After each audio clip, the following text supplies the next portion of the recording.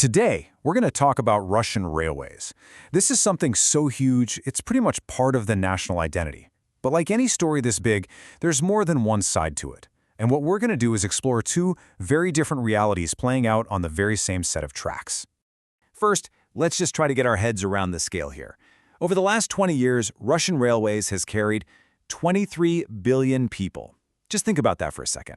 That's almost 3 times the entire population of the planet. It's a number that tells you just how central this thing is to everyday life for millions.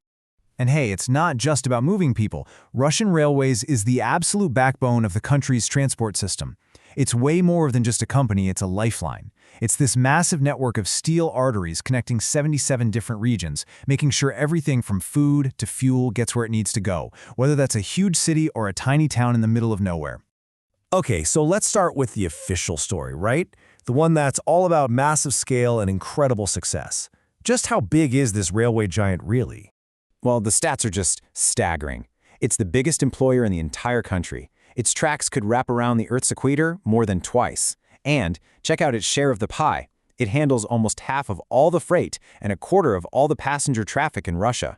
So yeah, it's not just a player in the transport game, it basically is the game. So let's dig into the picture the company paints of itself. If you read their own 2023 Sustainable Development Report, the story you get is of a company that is absolutely firing on all cylinders. And I mean, the numbers look great. We're talking well over 1 billion passengers. Container shipments? An all-time high. And passenger turnover hit its highest point in almost a decade. By their own metrics, 2023 was a fantastic year. And this story of success wasn't just about the numbers on a spreadsheet. They actually declared 2023 the year of health. The company put on over 11,000 events all about well-being, reaching not just its own employees, but over 7 million people across the country. It's an image of a company that really cares about its people and its community. And this right here, this is the view from the very top. The CEO himself, Oleg Belozerov, says they see themselves as a global leader. Now pay close attention to what he says next. A global leader in categories, including traffic safety. Okay, remember that phrase, traffic safety? And to fuel all this success, they kicked off a huge investment program, pumping over 1.2 trillion rubles into the company in 2023 alone. So that's the official story: modern, successful, safe, and investing in the future. But that's not the whole story. Because on a spring morning out in the Ulyanovsk region, that perfect, polished corporate image collided head-on with a much, much harsher reality. Here's what happened. On April 3rd, near a place called Bryandino station, passenger train number 302 was on its way to Moscow.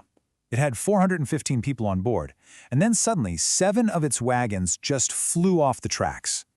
So what on earth went wrong?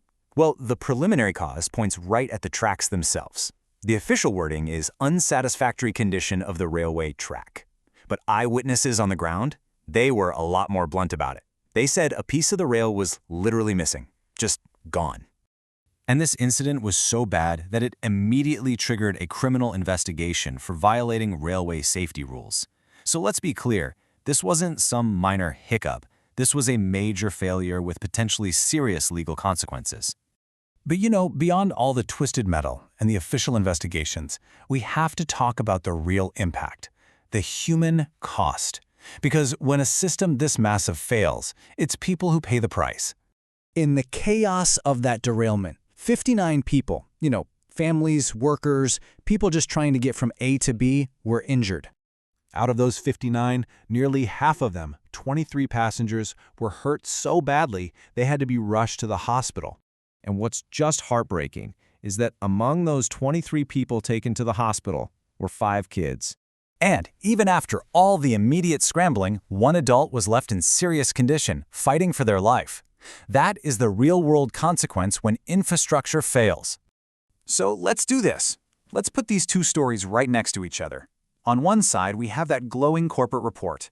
And on the other, we have the cold, hard reality of what happened at Bryandino station. And when you see it like this, the contrast is just wow. The report claims they're a global leader in traffic safety. The reality is 7 derailed wagons. It boasts about a record trillion-ruble investment, yet the derailment was caused by a poorly maintained track.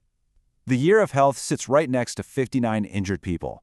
The pride of being a top employer next to a criminal investigation. It just doesn't add up. So this leaves us with a really tough question, and it goes way beyond just this one company or even one country. For any nation that relies on massive infrastructure, how do you balance that exciting drive for progress and new projects with the constant, not so glamorous, but absolutely critical job of just maintaining what you already have?